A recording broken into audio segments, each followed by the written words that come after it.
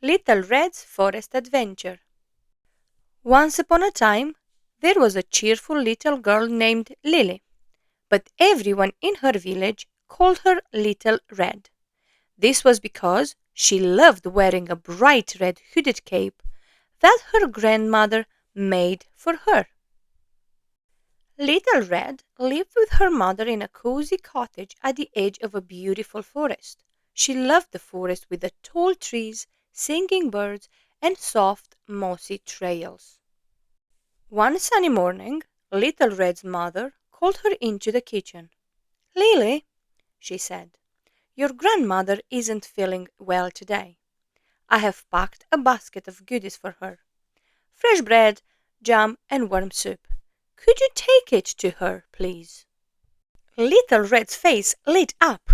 Of course, Mamma. I would love to. Her mother smiled and gave her the basket. Thank you, sweetheart. But remember, stay on the path and don't talk to strangers. Promise? I promise, Little Red said, giving her mother a big hug. She tied her red cape around her shoulders, picked up the basket, and set off into the forest, humming a happy tune. The forest was lively that morning. Birds chirped, squirrels hopped up the trees, and the sunlight sparkled through the leaves. As Little Red walked along the path, she spotted colorful wildflowers swaying in the breeze. Granny would love these, she thought. She put the basket down and began picking a small bouquet. There were bright red poppies, bluebells, and white daisies, all Granny's favorite colors. But as Little Red happily picked flowers, a shadowy figure crept closer. It was a sneaky wolf. His fur was dark and fluffy, and his yellow eyes gleamed as he watched her from behind the trees. The wolf stepped into the path with a big smile. Good morning, little girl, he said with the friendliest voice he could manage. What a fine day for a walk in the forest. Where are you off to? Little Red hesitated. She remembered her mother's warning not to talk to strangers. But the little wolf didn't seem scary. He was smiling and being polite. I am going to visit my grandmother, she said. She lives in the little cottage at the end of the forest. The wolf's ears cheered up. Oh, how sweet of you! What a kind granddaughter you must be! But don't you think your grandmother would love an even bigger bouquet of flowers? There are so many beautiful ones further into the forest.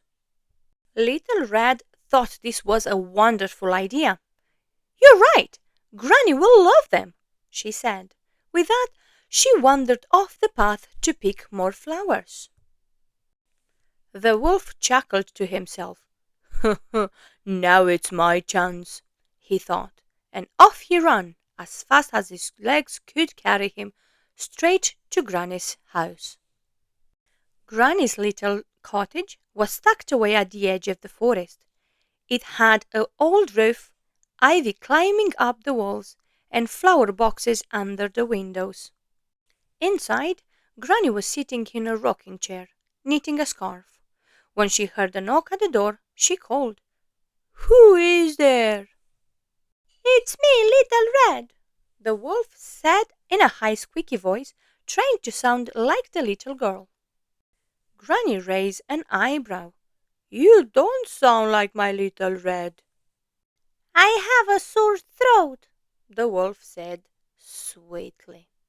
Granny hesitated, but then she got up to open the door. As soon as she did, the wolf bounced. Gotcha!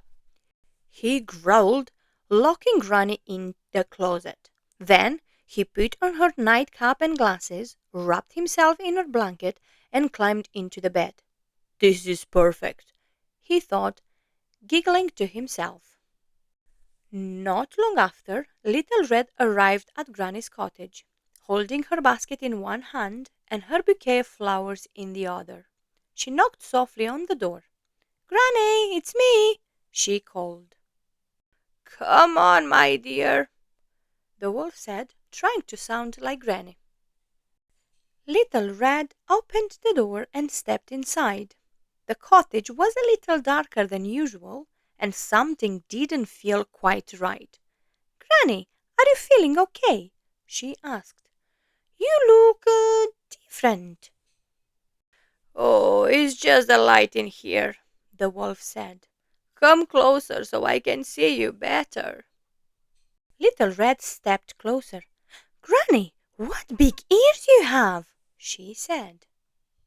All the better to hear you with, the wolf replied, smiling wide. And what big eyes you have, Little Red said. All the better to see you with, said the wolf. And what big teeth you have, she said, her voice trembling now. All the better to eat you with, the wolf roared, leaping out of the bed. Little Red screamed and dropped her basket as the wolf lunged towards her. But before he could grab her, the door flew open with a loud bang. A kind woodcutter, who had been chopping trees nearby, had heard Little Red talking to the wolf and came to check on her. Stop right there, you nasty beast! The woodcutter shouted, raising his axe. The wolf froze, startled. He had never faced such a brave man before. Seeing the woodcutter's fierce look, the wolf jumped in fear and dashed out the door, running deep into the forest and never returning. Little Red ran to the woodcutter and hugged him tightly. Thank you for saving me, she cried. You're welcome, Little Red, he said, smiling. Now, let's check on your grandmother. They opened the closet door and Granny came out, a little shaken but unharmed. Oh, my little sweet girl, she said, hugging Little Red tightly. I am so glad you are safe. The three of them sat together to enjoy the basket of goodies. The warm soup and fresh bread made them all feel much better.